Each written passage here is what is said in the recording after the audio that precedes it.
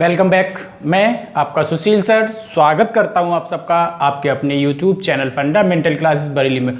और दोस्तों, हम आपको टेंस के बारे में बता रहे थे। टेंस में मैंने कुछ बेसिक कॉन्सेप्ट पर वीडियो बना के अपलोड कर दी थी। अगर आपने उनको नहीं देखा तो सबसे पहले आप उनको देखिए, उसके बाद हम आज आगे बढ़ेंगे। आगे बढ़ने से पहले यदि आप हमारे चैनल पर नए हैं तो हमारे चैनल को सब्सक्राइब जरूर कर दें, जिससे कि हमारी आने वाली वीडियोज़ के नोटिफिकेशन सबसे पहले आप लोगों तक पहुँच सके। और हाँ, बेल आइकन को भी प्रेस जरूर कर दें। तो आज हम दोस्तों बात करेंगे प्रेजेंट इंडेफिनिट टेंस की। प्रेजेंट इंडेफिनिट टेंस को हम कहते हैं अपूर्ण वर्तमान काल।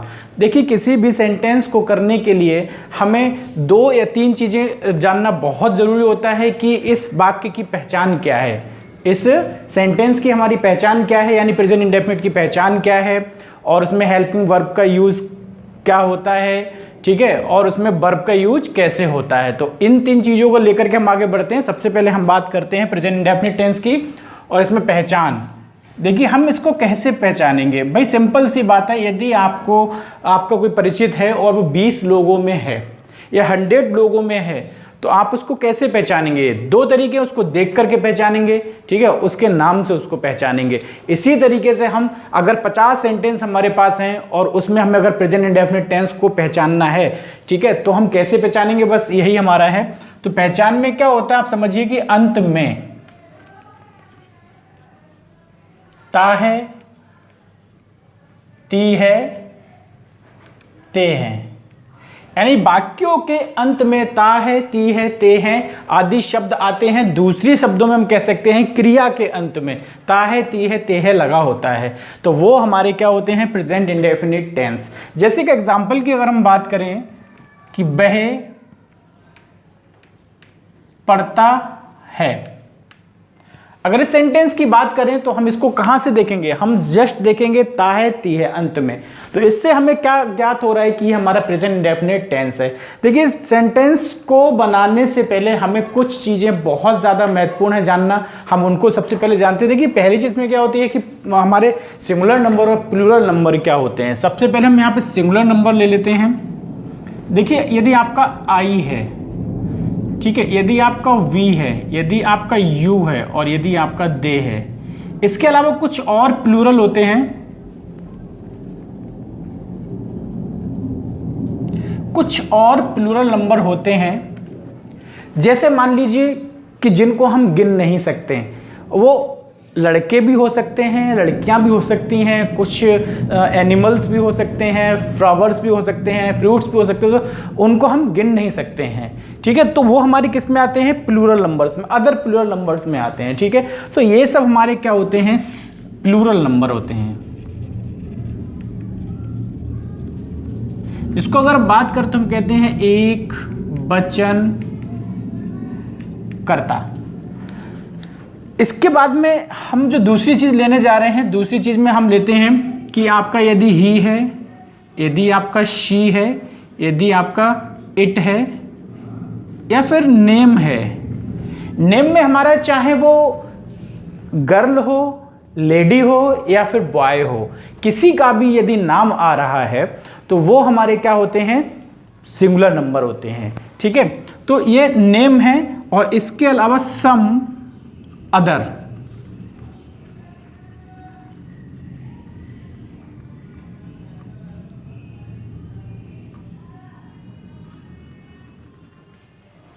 ठीक है।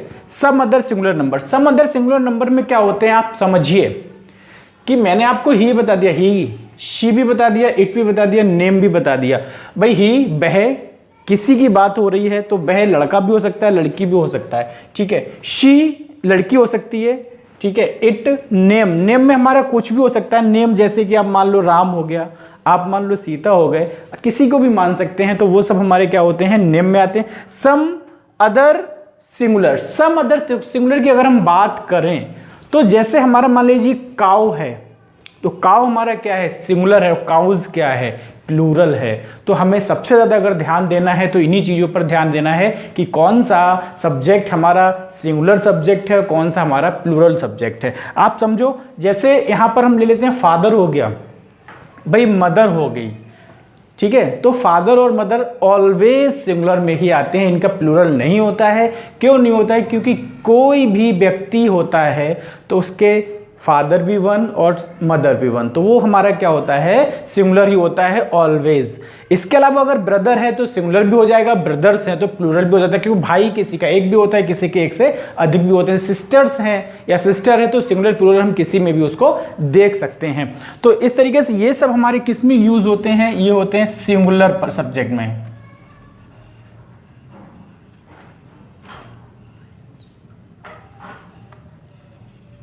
सिंगुलर सब्जेक्ट, ठीक है। इस चीज को हमें विशेष करके ध्यान देना है, बहुत अच्छे से ध्यान देना है। फिर मैंने इससे लास्ट वीडियो में आपको यह बताया था कि किसी भी टेंस को हम 4 प्रकार के सेंटेंस में डिवाइड कर सकते हैं। पहला मैंने बताया अफर्मेटिव, दूसरा बताया नेगेटिव, और फिर इंटेरोगेटिव के 2 पार्ट्स।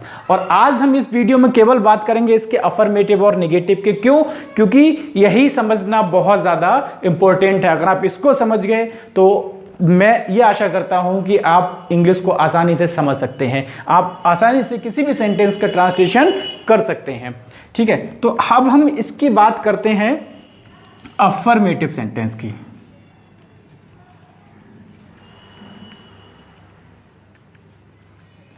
जैसा कि मैंने आपको बताया कि अफर्मेटिव सेंटेंस को हम कहते हैं सकारात्मक वाक्य,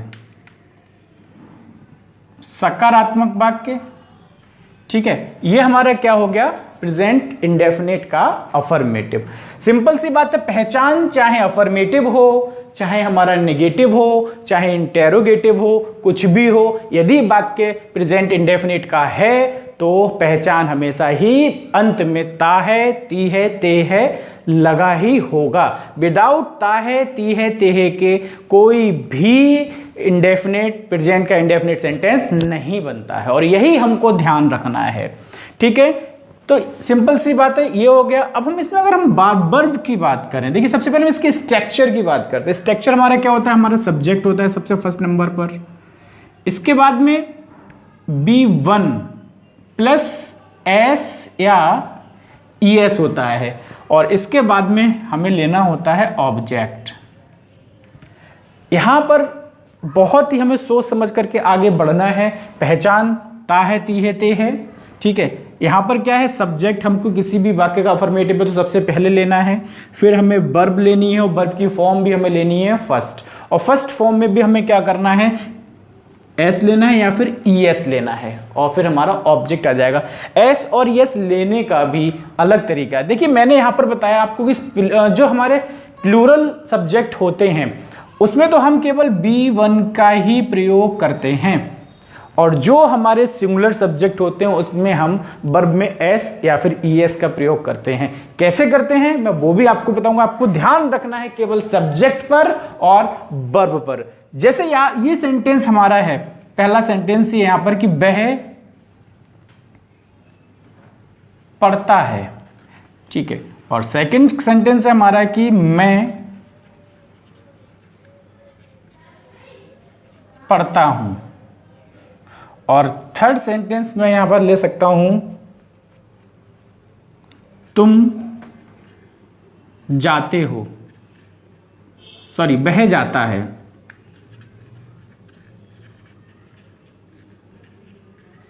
बह जाता है, ठीक है। हमने ये 3 सेंटेंस यहां पर ले लिया। अब हमें इसमें सबसे पहले ये देखना है कि हमारा सब्जेक्ट क्या है। सब्जेक्ट हमारा सिंगुलर है या फिर प्लूरल है, तो हमें यहां पर देखना है कि सब्जेक्ट क्या है? वह, और वह का मतलब क्या होता है? ही माने क्या होता है? वह, यानी सब्जेक्ट क्या है? सिंगुलर है। तो हमें सबसे पहले ले लेना है सिंगुलर सब्जेक्ट, और आप जानते हैं कि वह के लिए हम यूज करते हैं ही का। अब हमें लेना है वर्ब। आपको ये विशेष ध्यान रखना, वर्ब लेना है। तो वर्ब हमारी क्या है? पढ़ना। ध्यान रखना क्या है? पढ़ना। दूसरे शब्दों में यदि हम कहें कि वाक्य की जो पहचान होती है वो जिस शब्द से जुड़ी होती है वही हमारी वर्ब होती है। इसमें ता है, किससे जुड़ी है? पढ़ से। और वर्ब का मतलब होता है कि पहचान को हटा करके उसमें हमें ना लगा देना है, ना, नी या फिर ने, ठीक है। तो वो हमारा हो जाएगा वर्ब, यानी पढ़ना। पढ़ने के लिए हम यूज करते हैं रीड का। किसका करेंगे हम? रीड।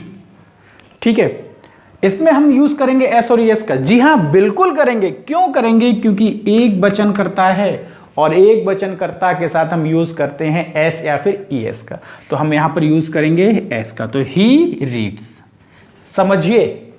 ठीक है, मैं पढ़ता हूं, मैं के लिए हम यूज करते हैं आई का मैं। हमें यह देखना है कि मैं मतलब आई हमारा क्या है? प्लूरल सब्जेक्ट है। ठीक है, प्लूरल सब्जेक्ट है, तो हमें क्या करना? आई। अब पढ़ने के लिए यूज हम करेंगे तो हम करेंगे रीड का। यहां पर एस और एस का प्रयोग करेंगे? जी नहीं। क्यों नहीं करेंगे? क्यों? आई हमारा है प्लूरल, और प्लूरल के साथ हम केवल वर्ब की फर्स्ट फॉर्म का ही यूज करते हैं। थर्ड सेंटेंस बह जाता है, तो बह के लिए हम यहां पर करेंगे ही। ठीक है, फिर क्या है? गो। जी हाँ, इसमें हम एस और एस का प्रयोग करेंगे। क्यों करेंगे? क्योंकि यहां पर बह सब्जेक्ट हमारा क्या है? सिंगुलर सब्जेक्ट है, तो हम एस और एस का प्रयोग करेंगे। हम यहां पर यूज करेंगे ईएस का, ईएस का। तो ही गोज। ये हमारे कुछ सेंटेंस हो गए। हम अभी और आगे बात करेंगे, लेकिन यहां पर एक फैक्ट निकल के आ रहा है, एक एक्सेप्शन है, अपवाद है कि आप ये कह सकते हैं कि सर यहां पर आपने केवल एस लगाया है और यहां पर आपने क्या लगाया है? ईएस लगाया है। तो हम इसकी बात करेंगे, लेकिन उससे पहले हम आपको ये बता दें कि यदि हमारे ये सारे सब्जेक्ट हैं तो इसमें तो हमें B1 का ही प्रयोग करना है हर कीमत पर। ठीक है, यदि सब्जेक्ट हमारे क्या है? प्लूरल हैं, तो हमेशा ही B1 का यूज करेंगे प्रेजेंट इंडेफिनिट में। सब्जेक्ट ध्यान रखना है। और यदि हमारे क्या है? सिंगुलर हैं, तो हम क्या करते हैं? B1 में एस या ईएस का प्रयोग करते हैं। आपको ये ध्यान रखना है, एस और ईएस का हम प्रयोग करेंगे। कब करेंगे? जब सब्जेक्ट हमारा सिंगुलर होगा, और वर्ब की फर्स्ट फॉर्म का यूज हम तब करेंगे जब हमारा सब्जेक्ट क्या होगा? प्लूरल होगा। इस चीज को आपको विशेष ध्यान रखना है। इसको मैं एक तरीके से और बता दूं आपको कि S इजिकल टू एस और P इजिकल टू P, हमें इसका भी ध्यान रखना है। आपको विशेष ध्यान रखना है इस चीज का। ये हमारा क्या है? सब्जेक्ट है, और ये क्या है? वर्ब है। ठीक है, ध्यान दीजिए, ये सब्जेक्ट और ये क्या है? वर्ब है। कैसे हमको ध्यान रखना है? यदि सेंटेंस का सब्जेक्ट सिंगुलर है, यदि सेंटेंस का सब्जेक्ट सिंगुलर है तो उसके साथ हम वर्ब भी यूज करेंगे सिंगुलर, और यदि सेंटेंस का सब्जेक्ट प्लूरल है तो वर्ब भी हमारे साथ कौन सी आएगी? प्लूरल आएगी। और प्लूरल का मतलब है B1 और सिंगुलर का मतलब है B1 में एस या फिर ईएस। इसको हमें विशेष ध्यान देना है। अब मैं आपको एक चीज और बताऊं इसमें जो बहुत ज्यादा इंपॉर्टेंट है, और आपके मन में ये सवाल आ भी रहा होगा कि एस हम कहां यूज करते हैं और ईएस हम कहां यूज करते हैं। तो इसके लिए मैं आपको सिंपली एक चीज बता दूं कि जिन वर्ब्स के अंत में, यानी जिन वर्ब्स के अंत में ईएस लगाना है हमको, तो हमें ये चीज बिल्कुल ध्यान रखना है कि एस होता है, SH होता है, CH होता है, O होता है, X होता है और Z होता है। आपको यह ध्यान रखना है कि जिन वर्ब्स के अंत में SH हो, CH हो, O हो, X हो, Z हो और S हो, तो हमें ES का प्रयोग करना है। और इसके अलावा कोई भी अक्षर हो, कोई भी लेटर हो बाकी के अंत में, तो हमें केवल S का ही प्रयोग करना है। एग्जाम्पल के द्वारा हम देखें, एग्जाम्पल के द्वारा यदि हम देखें तो हमारा क्या हो जाएगा? देखिए, इसमें है कि एग्जाम्पल तो ऑलरेडी यहां पर दे रखे हैं। आप समझो कि यहां पर क्या है कि वह पढ़ता है, पढ़ने के लिए रीड है, एस का यूज हमने किया है। ठीक है, यहां पर क्या है? गो है, ओ, लास्ट में क्या है? ओ, तो हमने क्या किया है? ईएस किया है। फिर से एक बार हम ले लेते हैं उसको, जैसे कि तुम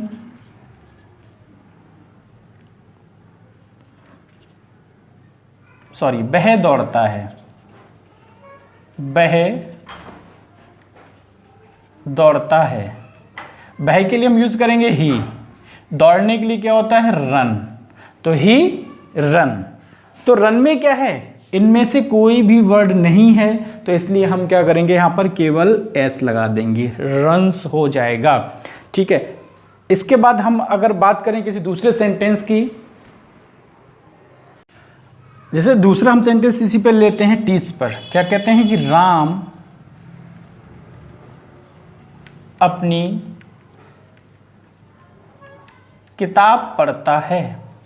राम अपनी किताब पढ़ता है, तो हमें देखना है सबसे पहले सब्जेक्ट, और सब्जेक्ट क्या है? राम है। राम क्या है? नेम है, यानी सिंगुलर सब्जेक्ट है। ठीक है, आपको विशेष ध्यान रखना है। फिर हमें क्या लेना है? सेकंड नंबर पे वर्ब लेना है। वर्ब क्या है? मैंने आपको बताया कि जहां पहचान जुड़ी होती है उससे पहले हमारा क्या होता है? वर्ब। यदि हम पहचान को हटा दें, यहां से ताहे को हटा दें, तो क्या? पढ़। और मैंने बताया कि उसमें हमें ना, नी या फिर ने लगाना होता है, तो क्या हो जाएगा? पढ़ना। और पढ़ने के लिए होती है रीड। तो राम रीड, इसमें इनमें से कुछ भी नहीं है, तो यहां पे क्या हो जाएगा? राम रीड्स अपनी, तो हिज बुक। ठीक है, एक एग्जाम्पल मैं यहां पर और लेता हूं कि अध्यापक, यस नहीं, मैं यहां पे लेता हूं सुनील तुम्हें पढ़ाता है। सुनील तुम्हें पढ़ाता है, तो सब्जेक्ट हमें लेना है सुनील, और सुनील क्या है? नेम। नेम का मतलब है सिंगुलर सब्जेक्ट, तो यहां पर क्या हो जाएगा? सबसे पहले सुनील। अब वर्ब की हम बात करें तो वर्ब क्या है? सॉरी, पढ़ाता है, यानी पढ़ाना। पढ़ाने का मतलब होता है टीच। क्या इसमें एस लगेगा या यस लगेगा? देखिए सुनील है एक वचन, तो ये तो डेफिनेट इसमें एस या यस में से कुछ लगेगा, लेकिन हमें कैसे पहचानना है कि एस लगेगा यस लगेगा? तो यहां पर लास्ट में हमें देखना है क्या लगा है? सी एच, और सी एच का मतलब होता है ई एस, तो क्या लग जाएगा इसमें? टीच। तो सुनील टीच, और तुम्हें के लिए हम यूज करते हैं यू का। देखिए बहुत ही अच्छा है, इस तरीके से आप देखेंगे। बस आपको ये ध्यान रखना है, ये ध्यान रखना है, और S is equal to S और P is equal to P। Subject singular है तो वर्ब भी हमारी प्लूरल आएगी, और सब्जेक्ट प्लूरल है तो वर्ब भी हमारी प्लूरल आएगी। प्लूरल का मतलब है हम केवल वर्ब की फर्स्ट फॉर्म का ही यूज करेंगे यहां पर। अब हम बात करते हैं इसके निगेटिव सेंटेंस की। अब हम बात कर लेते हैं किसकी? निगेटिव सेंटेंस की। और निगेटिव सेंटेंस को यदि हम हिंदी की बात करें तो उसको कहते हैं नकारात्मक वाक्य। मैंने इससे प्रीवियस वीडियो में आपको यह बताया था कि निगेटिव क्या होते हैं और अफर्मेटिव क्या होते हैं। दोनों में अंतर केवल नहीं का होता है। अफर्मेटिव में नहीं नहीं होता है और निगेटिव में नहीं होता है। हमें इसको देखना है। इस सबसे पहले इसका हमें ले लेना है स्ट्रक्चर। स्ट्रक्चर सबसे पहले हमें लेना है सब्जेक्ट। भाई आपका अफर्मेटिव या निगेटिव है तो फर्स्ट नंबर पर हमेशा ही सब्जेक्ट आता है। इसके बाद में हमें हेल्पिंग वर्ब का यूज करना है, तो हेल्पिंग वर्ब यहां पर हम यूज करते हैं डू अथवा डज का। फिर हमें ले लेना है बी वन, और बी वन के बाद में हमारा जो बचता है वो बचता है ऑब्जेक्ट। आपको विशेष ये ध्यान रखना है। ठीक, अब यहां पर भी एक बात आती है कि हमें डू का यूज करना कब है और डज का यूज कब करना है। ठीक है, तो जैसे हमने पीछे देखा था कि एक वचनकर्ताओं के साथ हम एस और यस का यूज करते थे और बहुवचनकर्ताओं के साथ में एस और यस का यूज नहीं करते, तो इसी प्रकार से हम जो हमारे एक वचनकर्ता हैं उनके साथ हम यूज करेंगे डज का। ठीक है ना? और डू का यूज हम किसके साथ करेंगे? जो हमारे बहुवचन यानी प्लूरल नंबर है उनके साथ करेंगे। देखिए डू का यूज हम किसके साथ करेंगे? पी के साथ करेंगे, और डज का यूज हम किसके साथ करेंगे? एस के साथ करेंगे, पी एस, राइट। यानी प्लूरल नंबर के साथ हम डू का और सिंगुलर सब्जेक्ट के साथ हम डज का। अगर हम एग्जाम्पल की यहां पर बात करें तो हम ले सकते हैं यहां पर कि मैं तुम्हें नहीं पढ़ाता हूं। दूसरा हम ले सकते हैं कि वह तेज नहीं दौड़ता है। अदर कुछ सेंटेंस ले सकते हैं हम। बच्चा नहीं रोता है, और एक है कि बच्चे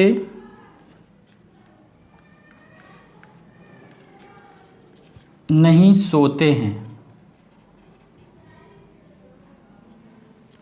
ये हमारे सेंटेंस हो गए 4। अब इन सेंटेंस को यदि हम नेगेटिव में चेंज करेंगे तो हम कैसे करेंगे, आप ध्यान दीजिए कि मैं तुम्हें नहीं पढ़ाता हूं। मैं सब्जेक्ट हो गया आई।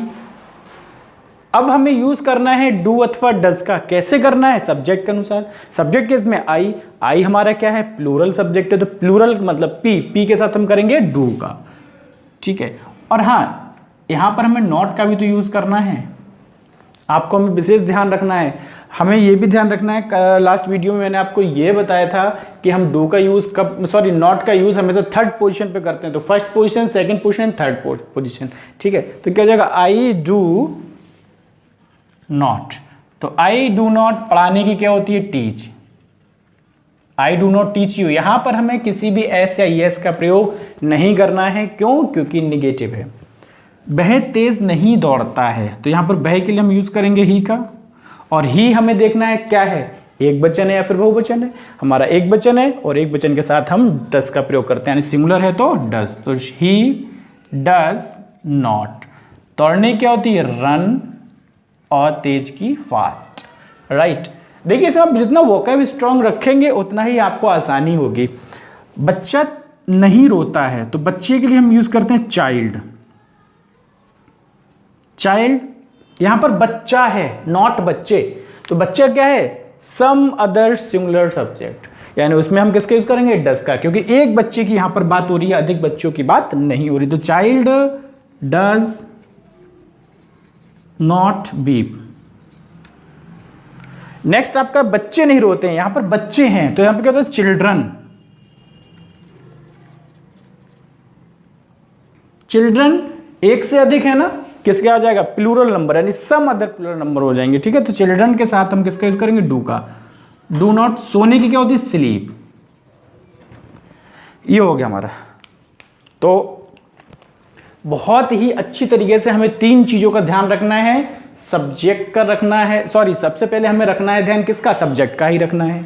दूसरे नंबर पे हमें क्या रखना है, पहचान रखनी है। और फिर हमें हेल्पिंग वर्ब का यूज हम कैसे करते हैं वो ध्यान से देखना है। हमने सीखा प्रेजेंट इंडेफिनिट का अफर्मेटिव और नेगेटिव सेंटेंस। इंटेरोगेटिव हम अगली वीडियो में बात करेंगे। यदि आपको वीडियो अच्छा लगा हो तो वीडियो को लाइक जरूर कर दें, शेयर करें, और कोई भी प्रॉब्लम यदि है तो कमेंट करके हमें जरूर बताएं। मिलते हैं अगली वीडियो में, तब तक के लिए जय हिंद।